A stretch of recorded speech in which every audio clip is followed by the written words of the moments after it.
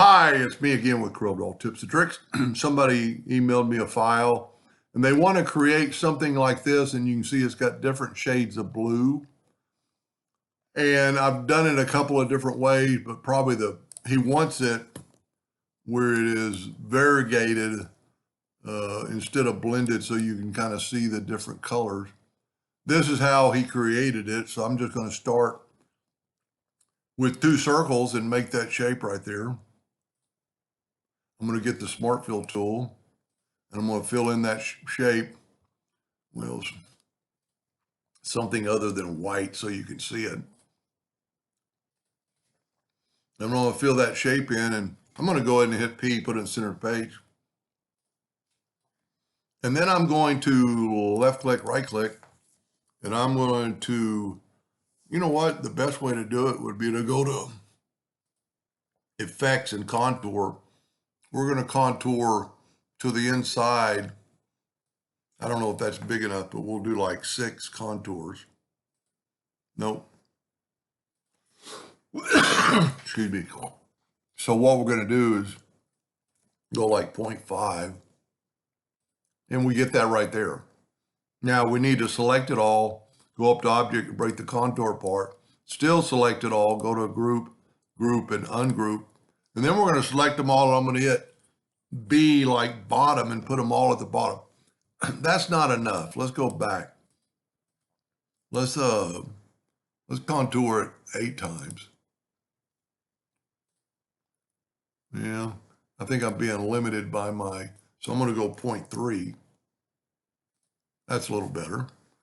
Now I'm going to go to Object, break contour apart, select it again, go to Object, or Control U to ungroup it. Then I'm going to select them all, and I'm going to hit B like bottom. So we get all those little dividers. Now for a second, I'm going to group it together. I'm going to Control D and make a duplicate. I'm going to double click on the rotation and make sure it's on that node. And then I'm going to rotate it 30 degrees. So this is our acting layer that we're going to use. And I'm going to show you what he was wanting to do. So first of all, I'm going to group this together. Control G, that way I can get it out of the way in a second. I'm going to get the Smart Fill tool. I'm going to fill these in. Now, because that's a group, I can nudge it out of the way. Now, what he was doing, and it makes a little bit of sense, but it's kind of hard to see what's what. And it's so like, there's the first one, here's the second one. So we could take the second one, and what he's doing is holding down the control button and like double clicking on the black to make it a little darker. But you get confused which layer is what and how many clicks you click. So I'm going to back up here and put it all together. And I am going to left click, right click. And there are 1, 2, 3, 4, 5, 6. So I'm going to take 2 blocks, and I'm going to make one of them blue. I'm going to take away the outline. I'm going to hit the plus key on the keyboard and move that over. And I'm going to make it black. And then I'm going to actually move this over a little more. Then I'm going to select those 2. And I'm going to go to the blend tool.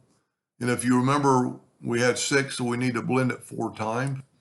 So I'm going to go to the blend tool and just blend it 4 times. And we get those other dark, you know what, that might be a little bit too dark. So let's back up here. Let's make this blue. Let's add a little, holding down the control. Let's click on the blue and make it like 4 clicks of blue, so it's not quite so dark.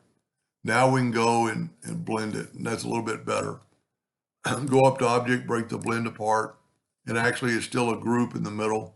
So go to Object, Group, and ungroup it. Now we're going to get the Smart Fill tool, and because the first color is blue, we can just put it in there. Then I'm going to get the Smart Fill tool and get the eyedropper and go to the second one and put it in the second slot. Then I'm going to go grab the eyedropper, get the third one and put it in the third slot. I'm going to get the eyedropper, put it in the fourth one, and put it in the fourth one. Now I'm going to get the eyedropper, hit it on the fifth one, and put it in the fifth one. One more time. Get that really dark one, put it right there. So there's our variation. I'm going to go ahead and just get rid of these. I am going to group these together, Control G. Then I'm going to Control D and move the rotation to the center. And the reason I cut this out is so it wouldn't overlap. So now I'm going to rotate 30 degrees.